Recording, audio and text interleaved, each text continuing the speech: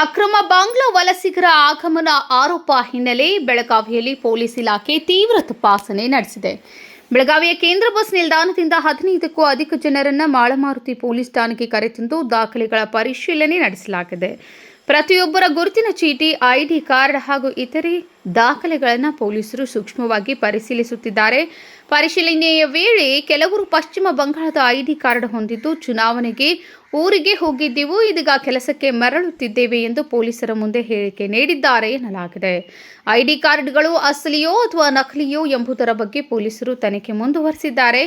ಹುಬ್ಬಳ್ಳಿಯಲ್ಲಿಯೂ ಇದೇ ರೀತಿಯ ಕೆಲವರನ್ನ ತಪಾಸಣೆ ಮಾಡಲಾಗಿದೆ ಎಂಬ ಮಾಹಿತಿ ಲಭ್ಯವಾಗಿದೆ. 3 ಬಸ್ಗಳಲ್ಲಿ ಜನರು ಬಂದಿರುವ ಕುರಿತು ಮಾಹಿತಿ ಸಿಕ್ಕ ಹಿನ್ನೆಲೆ ಇನ್ನಷ್ಟು ತಪಾಸಣೆ ನಡೆಸುವಂತೆ ಶ್ರೀರಾಮ ಸೇನೆ ಜಿಲ್ಲಾಧ್ಯಕ್ಷ ರವಿ ಕೋಕಿತ್ಕರ್ ಒತ್ತಾಯಿಸಿದ್ದಾರೆ.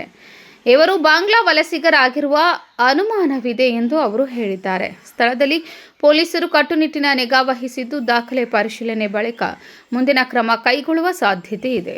ಇವತ್ತು ಹುಬ್ಬಳ್ಳಿಯಲ್ಲಿಯ ಬಸ್ ಸ್ಟ್ಯಾಂಡಿನಲ್ಲಿ ಬಾಂಗ್ಲಾದೇಶಿ ಕೆಲ ನುಸುಳುಕೋರರು ಬಂದ ಬಗ್ಗೆ ಬಜರಂಗ ಮತ್ತು ಶ್ರೀರಾಮ ಸೇನೆಯ ಕಾರ್ಯಕರ್ತರಿಗೆ ಮಾಹಿತಿ ಸಿಕ್ಕ ಪ್ರಕಾರ ಹುಬ್ಬಳ್ಳಿಯಲ್ಲಿಯ ಪೊಲೀಸರಿಗೆ ತಿಳುವಳಿಕೆ ಹೇಳಿ ಅಲ್ಲಿ ಪೊಲೀಸರು ಮತ್ತು ಕಾರ್ಯಕರ್ತರು ಕೂಡಿ ಒಂದು ಕಾರ್ಯಾಚರಣೆ ನಡೆಸಿ ಕೆಲ ನುಸುಳುಕೋರರನ್ನು ಬಂಧಿಸಿದ್ದಾರೆ.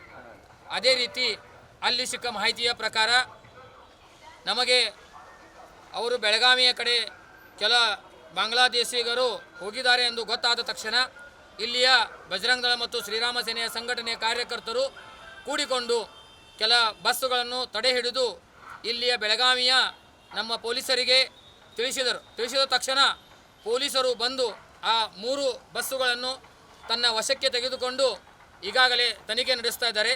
ಇನ್ನು ತನಿಖೆ ಮುಂದುವರಿತಾ ಇದೆ.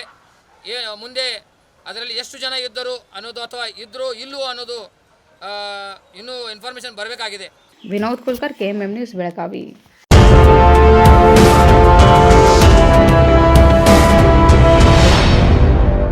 $100 years, 100 days, 100% off on making charges. Bhima Legacy Fest 100 days offer. Get up to 100% off on making charges on gold, silver and diamond. And get a free 24 karat gold bar on every rupees 1 lakh diamond value. Available at all Bhima showrooms. TNC apply.